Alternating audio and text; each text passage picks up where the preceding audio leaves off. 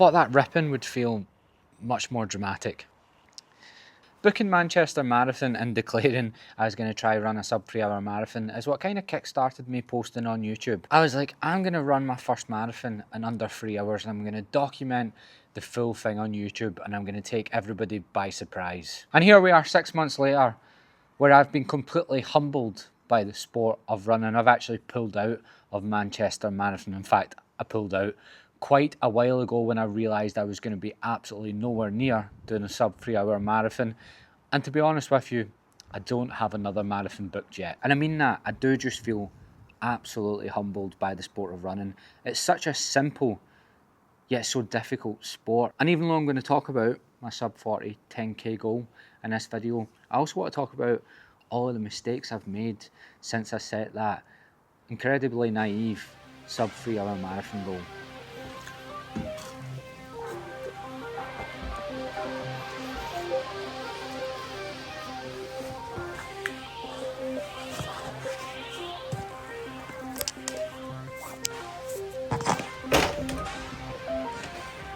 So when I booked the marathon, I pretty much changed the goalpost straight away and I was like, well, I don't want to do a marathon, I'll just try doing my first one in under 3 hours. And I knew it was ridiculous, but I also knew it would wind people up that I was going to try to do that, and half the time I just do stuff to annoy people. But what it led to me doing was having 1 foot in, 1 foot out. I was like, right, after a month, if I don't feel like I've improved loads and I could at least give it a crack, I'll just do a different marathon.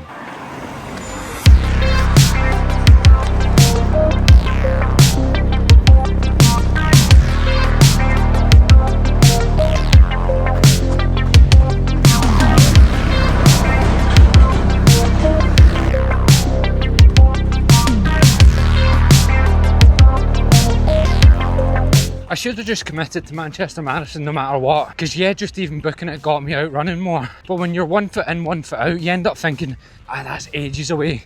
And you don't train with the same intent. You don't take it as seriously. If I'd have went for it, I'd have never done sub 3, but I'd have ran more miles. I'd be fitter than what I am now. And I'd feel much more confident about maybe booking a second one and properly giving it a go. Whereas now I'm still just as in the dark about how a marathon feels, because I've not done it.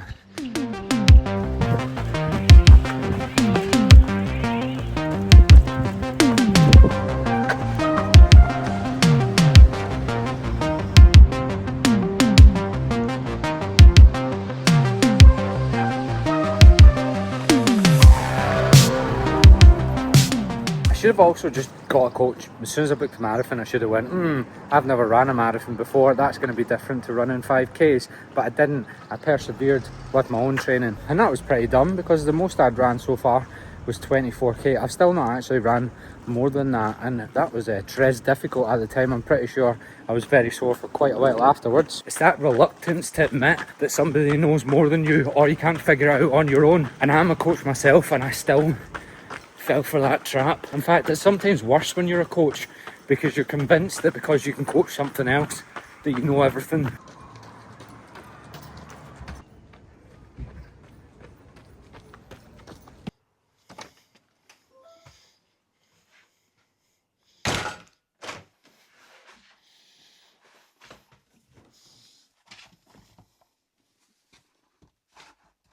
I've got a wee idea for Glasgow City Council, just to make it a safer place for all.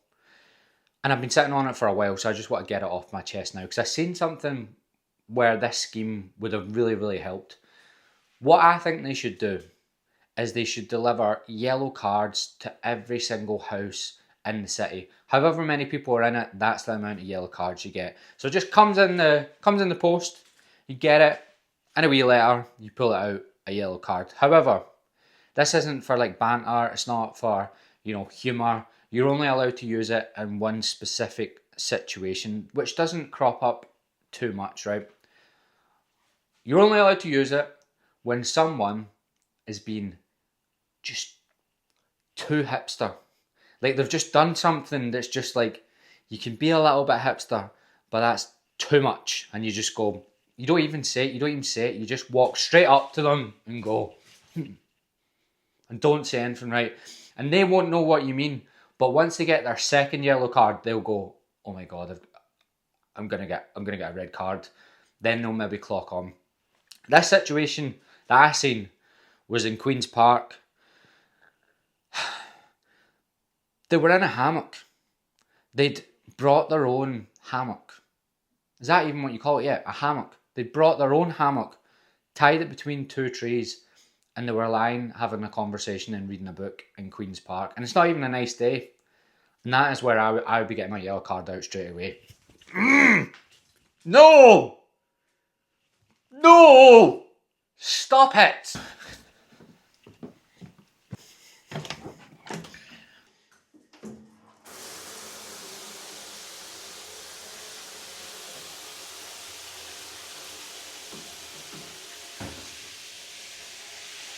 I'm trying to work out, why is today the day that I've got annoyed about not being able to do a sub 3 hour marathon.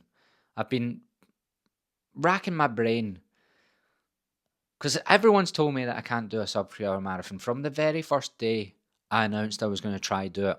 So it's not that. It's not the fact that like they've won, because they always were going to win, because I knew there was very little chance of me doing it. And I've worked it out. I'm in a bad mood. And I have been all day. And the thought of making this YouTube video was the last thing I wanted to do. So that sort of tipped me over the edge. But I've committed to making one YouTube video a week, and today's the only day I can do it. So I'm just annoyed. I'm just in a bad mood because I have to talk to you. I realised that once I had the rant about the hipsters, I felt much better after that. They tipped me as well. But now I'm back, I'm all good. I just needed a wee bit of a rant. I've been working too much. Instead of moping around, I'm going to quickly write out my 5 and 10k goals and make a wee plan. This is going to stop me being 1 foot in, 1 foot out. It's going to stop me attaching lifting goals to the side of running, like trying to do a 200 kilo deadlift, and worrying too much about how it looks to be a lifting coach who's constantly running, and thinking too much about, will it affect my business? Because I just want to go 2 feet into running for a while and see what happens. I've got my goals, I've got my dates, I've got my races. Ironically, these are the same goals that I set in 2024, and I didn't quite manage to do them because they were probably slightly out of reach at the time. Maybe there is a bit of a theme that I tend to do. So the goals are a 5k under 19 minutes. My PB is 19:27. I've also done 19:35, and I've also done 19:55. The bigger goal is a sub 40 10k.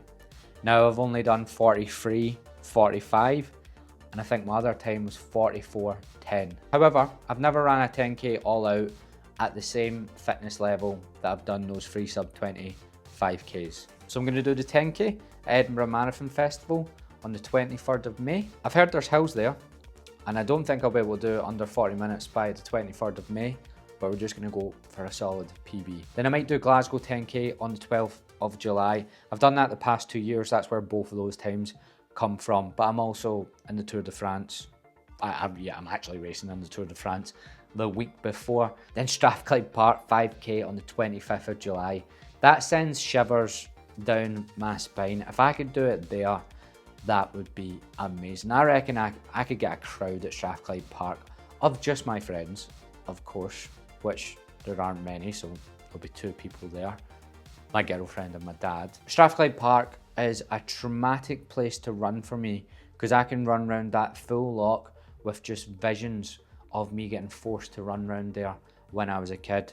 For the school team when I was overweight, for charity events, for school, my dad making me run around there, and I was always very, very fat, and I was always last. I've one specific memory of being about 14, and my best mate was really, really good at running, and he was at least 3/4 of the way around, and I must have only been like 1/4 of the way around, and you could just look across the lock and he was nearly finished, and I knew I had another 30 minutes of hell ahead of me, and I could just feel like my boobies slapping in my face, and my belly was like out underneath my top, and I felt like I was having to like pick my belly up to run at the same time. Then I think I'll do the Scottish 10k on the 16th of August, which I think is in Edinburgh, and I've heard that it's fast. I reckon I could run a 19:59 5k right now, and maybe a 43-minute 10K. So that's 4 months to chop a minute off my 5K and 3 minutes off my 10K. That sounds a lot more doable than running a sub 3 hour marathon. So I'm going to do that if we could get a sub 19 5K at Strathclyde Park. Oh, even the thought of that has put me in a better mood.